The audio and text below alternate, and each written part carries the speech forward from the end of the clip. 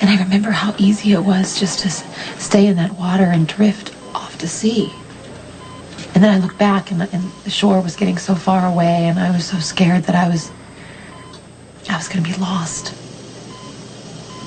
And then I thought about you and Morgan. And I knew I could make it. I knew I could make it because of my boys and all the people who were home who loved me so much and who were waiting for me to come back.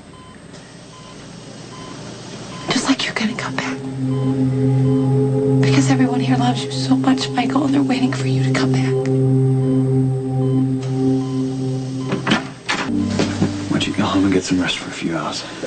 I need to be here with Michael. I can stay here with him. I mean, you could change your clothes and get some decent food into you. I'm fine, Jax.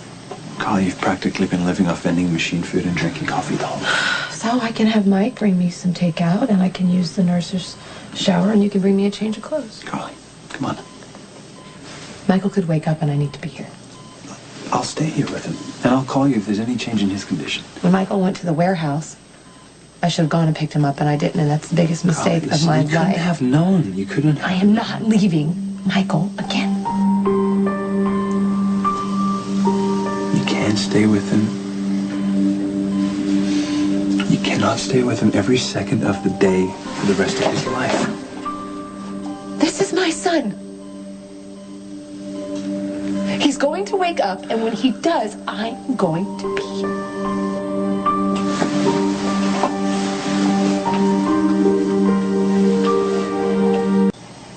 Does he think he's making progress?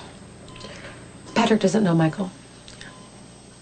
My child has amazing inner strength, and he's fighting, and I know it. And Patrick is familiar with hundreds of similar cases. If you don't believe in Michael, Jackson, if you... No, it's not. I just don't want you clinging to false hope. Michael is going to surprise everybody. You'll see he's going to.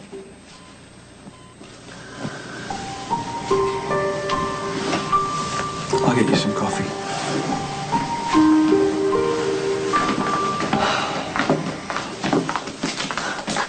How's it going? The doctors think that Michael's condition's permanent. And Carly refuses to believe that, of course. So how do I help her accept the truth? I don't know that you can.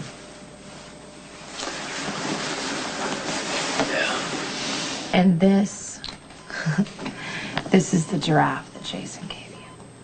Do you remember it? This is a picture of you and Jason when you were a baby. You were so cute. You remember this? Hey. Hey, what's all this? Stimulus, memories, you know, it works in cases like Michael's, so... Oh. I mean, this is bits and pieces of his life just sitting here, you know, it's his favorite.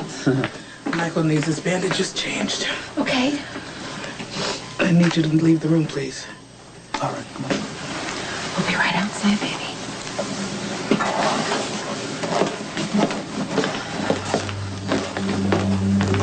Why don't you go home for a while? I've already been through this. I'm not going to leave Michael.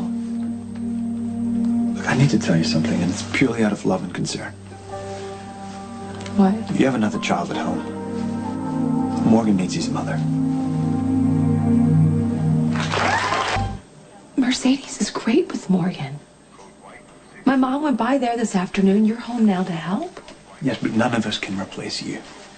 And I asked my mom to explain to Morgan that I am here with Michael. Look, Carl, you've been here for days. Okay? Morgan is confused and scared. He knows something is wrong, but he doesn't know what. If you don't care what this is doing to yourself, think about what this is doing to him. I don't know what to tell him. You have to tell him the truth. Listen. You have to tell him that Michael's in a coma, has been shot, and he can't play video games with him or chase him out of his room. Okay? He needs to hear all that from you, not from me or from Bobby. And you can't put it off any longer.